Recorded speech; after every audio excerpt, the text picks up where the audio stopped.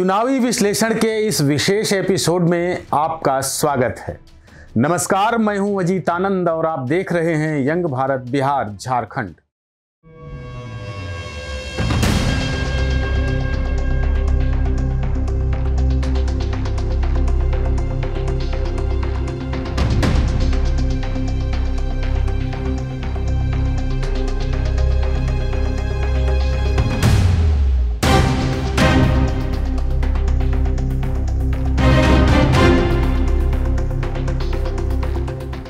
आज हम उस राजनीतिक भूचाल की बात करेंगे जिसने बिहार के विधानसभा चुनावों की तस्वीर बदल दी है।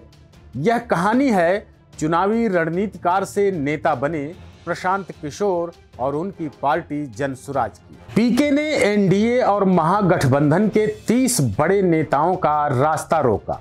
जी हां, प्रशांत किशोर की जनसुराज पार्टी ने एनडीए और महागठबंधन के कम से कम 15 यानी कुल 30 दिग्गज नेताओं को विधायक बनने से रोक दिया।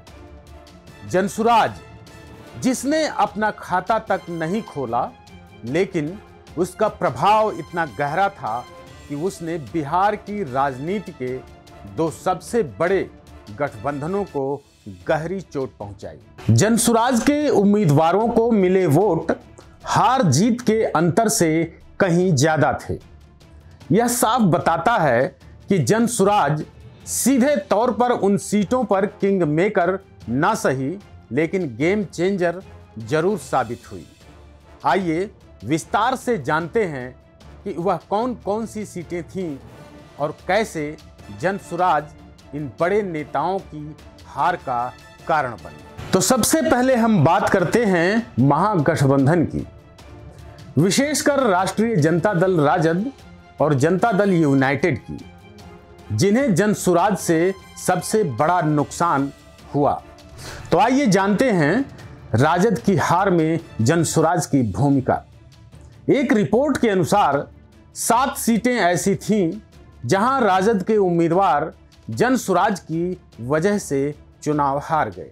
आंकड़े कहते हैं कि बख्तियारपुर यानी बाढ़ में राजद उम्मीदवार को 981 वोट से हार मिली, लेकिन जनसुराज को 19,977 वोट मिले।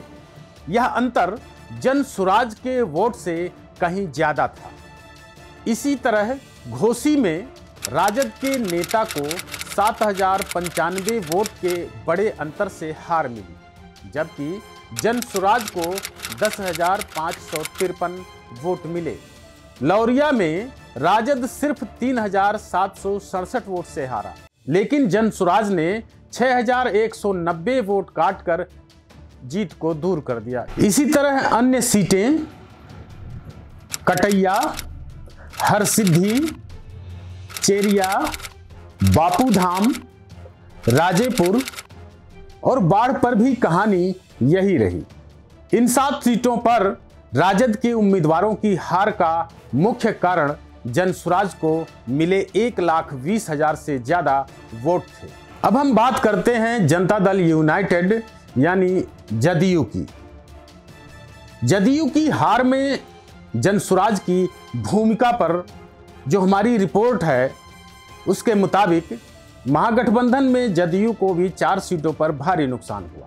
बहादुरपुर में जदयू सिर्फ 3,293 वोट से हारा, लेकिन जनसुराज को 5,760 वोट मिले, जबकि फुलवारी में हार का अंतर 2,993 वोट का था, जबकि जनसुराज को 7,503 वोट मिले।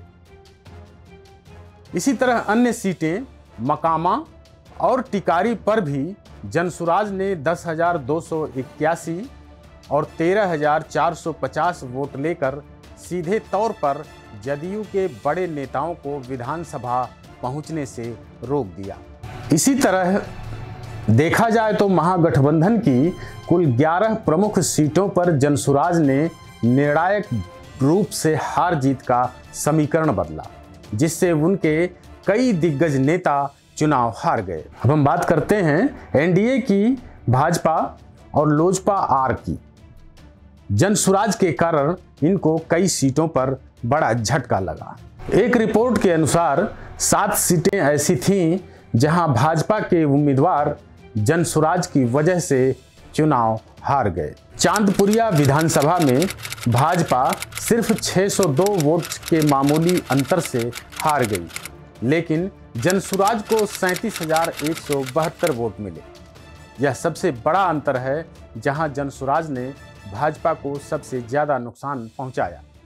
इसी प्रकार सरैया में भाजपा 301 वोट से हारी और जनसुराज को 4,424 वोट मिले। यह वह सीट है जहां जनसुराज ने एनडीए के नेता को सबसे कम अंतर से हराया। इसके साथ ही फारबिसगंज में भी भाजपा 2,038 वोट से हारी, लेकिन जनसुराज को 14,786 वोट मिले।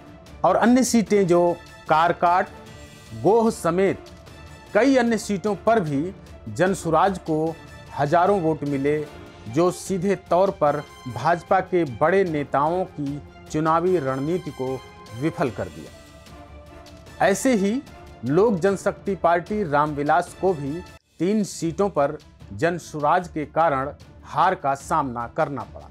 मधेपुरा में लोजपा आर के उम्मीदवार को 1830 वोट से हार मिली, जबकि जनसुराज को 4,039 वोट मिले। बेलहर में भी लोजपा आर सिर्फ 792 वोट से हारी, लेकिन जनसुराज ने 8,598 वोट खींचकर महागठबंधन के उम्मीदवार की जीत सुनिश्चित कर दी। यानी एनडीए की भी कुल 10 प्रमुख सीटों पर जनसुराज ने निर्णायक भूमिका निभाई, जिससे उनके भी कई कद्दावर नेता विधायक बनने से चूक गए। इन आंकड़ों से एक बात स्पष्ट है, प्रशांत किशोर की जनसुराज ने बिहार में महज एक राजनीतिक प्रयोग के तौर पर एंट्री नहीं ली थी, बल्कि वह एनडीए और महागठबंधन दोनों के लिए एक वोट कटवा मशीन साबित हुई। एक रिपोर्ट के अनुसार जनसुराज ने सीधे तौर पर राजद, जदयू, भाजपा और लोजपा आर के 21 बड़े नेताओं को विधायक बनने से रोका है। इनमें से 11 सीटें महागठबंधन की थीं और 10 सीटें एनडीए की। यह संख्या प्रशांत किशोर के इस दावे को सही ठहराती है कि उन्होंने दोनों गठबंधनों के 15-15 यानी कुल 30 नेताओं की हार में अहम भूमिका निभाई।